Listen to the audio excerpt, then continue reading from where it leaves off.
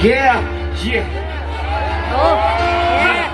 Magkakaisa Para sa Pilipinas. Taong bayan ay unahin at dapat magkaisa.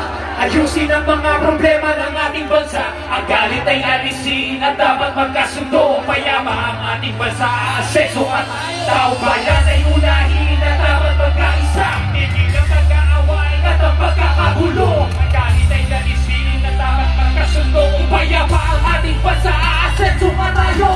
Kahirapan sa bansa ay lumulubhaba. Kailangan maharapin ang maraming ating problema. Maraming nagugutom sa Maynila at probinsya. Maraming trabahante, hindi sapat ang kinikita. Pag hindi sapat ang pagkain sa mesa. Kapag sila'y nagkasakit, wala rin po pa hospital. Sa buhay ang pinapas sa matindi na labidan. At tumataas ang antas ng kriminalidad. Hindi